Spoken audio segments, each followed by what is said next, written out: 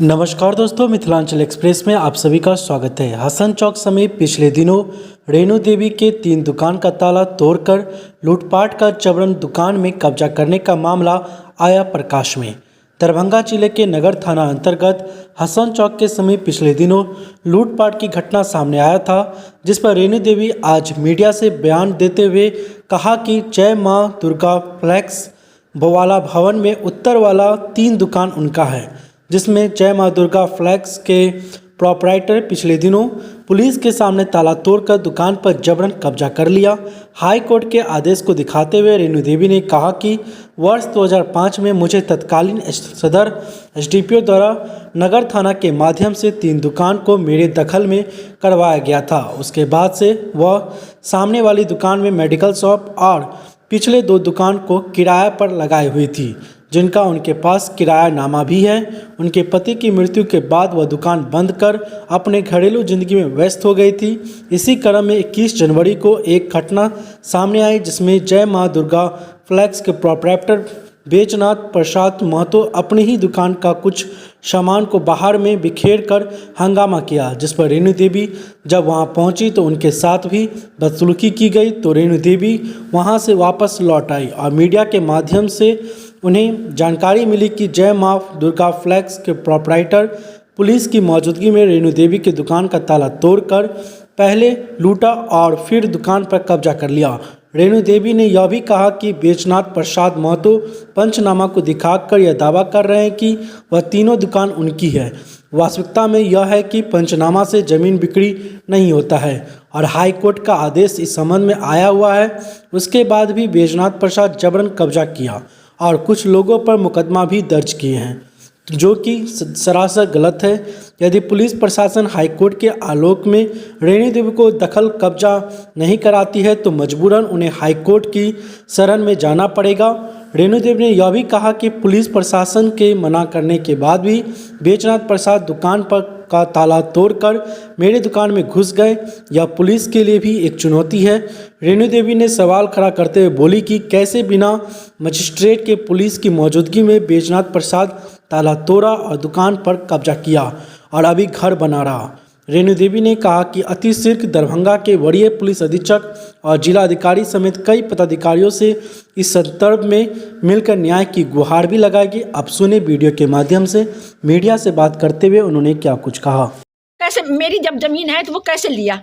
आखिर तो फर्जी करके ही ना लिया है, कोर्ट से नहीं लिया है, खरीद कर नहीं लिया है, तो कैसे लिया? ये तो आप उससे पूछ सकते हैं ना कि वो जमीन उसके पास आई कैसे, किससे खरीदा। क्या नाम हो आपका? रेणु देवी। पति का नाम? स्वर्गीय डॉक्टर प्रमोद कुमार। आज आप हम लोगों को बुलाई हैं, क्या बात है, क्या मामला है उस जमीन को लेके, क्या हुआ? हसन चौक पर हमारी दवा की ड्रग कॉर्नर नाम की दुकान बहुत लंबे समय से चल रही है। यदि आप लोग जानते होंगे तो जानकारी सारी होगी है। हमारी चीज़ को वो दबंगता से अपने कब्जे में यदि लिया है तो ये तो अच्छी बात नहीं ना है। कौन लिया? बैजनाथ महतो। जबकि हम वहाँ 95-96 2 रजिस्ट्री के माध्यम से हम 4 धूर और 28 धूर की ज़मीन खरीदे। वहाँ पर हम हमारे पति जो ड्रग कॉर्नर नाम की दुकान चला रहे थे, अब पीछे और बगल की दुकान 3 दुकान वहाँ है जहाँ हम रह रहे थे, जिसमें पीछे और बगल वाली दुकान को हमने किराए पर दिया था, जिसका किरायानामा वगैरह सब कुछ है मेरे पास। और वो ज़मीन आगे वाले में हम ड्रग कॉर्नर नाम से दुकान चला रहे थे।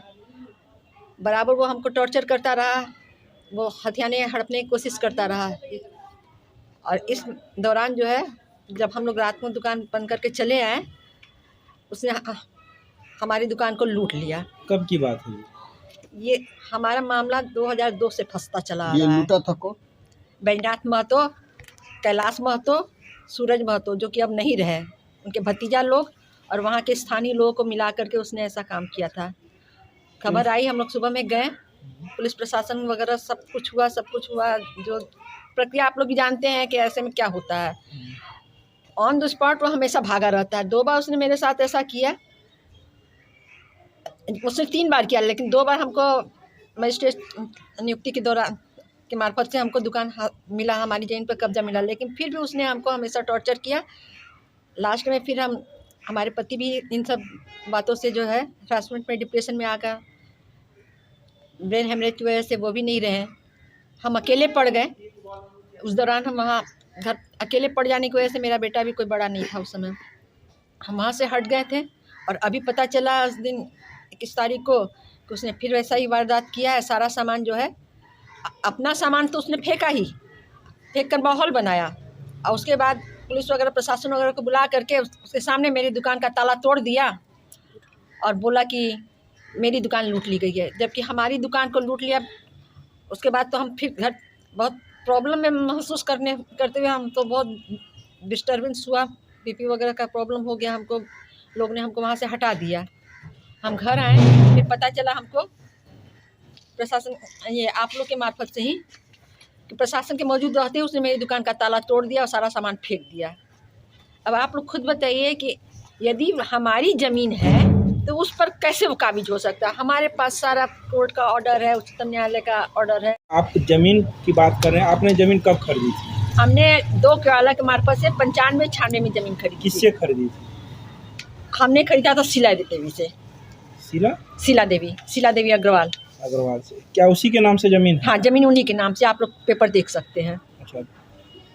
हाई कोर्ट ने आपको वो कैसे अलाउड करवाया दुकान वगैरह? मजिस्ट्रेट नियुक्ति करके, ये देखिए ऑर्डर की कॉपी वगैरह भी आप देख सकते हैं। हमारा टाइटल शूट भी हमारा है, उसका खारिज हो गया। यदि उसका खारिज हो गया तो टाइटल मेरा ही बनता है ना। टाइटल शूट भी मेरा है। कितने दुकान हाई कोर्ट ने आपको दिलवाया था? 3 दुकान दिलवाया था। किनके द्वारा? हमारे 4 धुर की है, हमने उस पर ही कब्जा अपना मांगा था। किनके द्वारा? मजिस्ट्रेट नियुक्ति करके। पूरी जमीन आप ही की है? नहीं, पूरी जमीन नहीं है, 4 धुर 48 धुर की है वो जमीन यू शेप है, एल उसके पास है, आई मेरे पास है। 4 धुर 48 धुर की का मालिक है, उतना ही हमको मिला। हम क्यों अलग से लें? कहने का मतलब जिस तरफ आपका दुकान था उसी साइड आपकी जमीन खरीदी हुई है? हाँ। जिसमें पीछे की जमीन है? हाँ, पीछे की जमीन और उधर की जमीन वो मेरी नहीं है। मेरी जमीन 3 दुकान है, एक ड्रॉप कॉर्नर थी, पीछे हमने किराएदार दिया था, बगल में किराएदार था। बस वही इतना ही? हाँ, 3 दुकान है मेरी।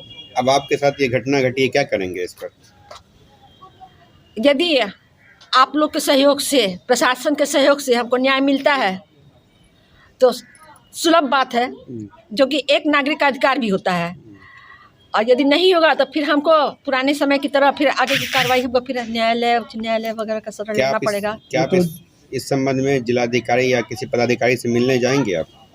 जरूरत होगा, हम अपनी चीज़ बचाने के लिए जहाँ जरूरत होगी हमको जाना ही पड़ेगा। वो तो उस जमीन पर मकान बना रहे हैं। हाँ, तो क्यों बना रहे हैं, कैसे बना रहे हैं? हमारी जमीन है, कैसे वो बना रहे हैं? आपने आपत्ति क्यों नहीं की? आपत्ति के दौरान ही नहीं सब हादसा हुआ। उनके पास पंचनामा है एक जमीन का, आप बता रहे हैं कि वो खरीदे हैं जमीन आपसे? पंचनामा वैलिड है?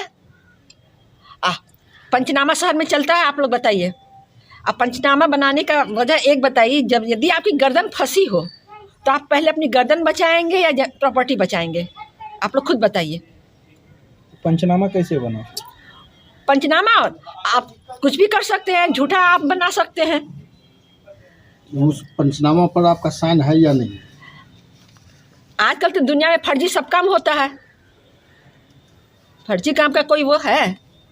आखिर वो कैसे, मेरी जब जमीन है तो वो कैसे लिया? आखिर तो फर्जी करके ही ना लिया है, कोर्ट से नहीं लिया है, खरीद कर नहीं लिया है, तो कैसे लिया? ये तो आप उससे पूछ सकते हैं ना कि वो जमीन उसके पास आई कैसे, किससे खरीदा?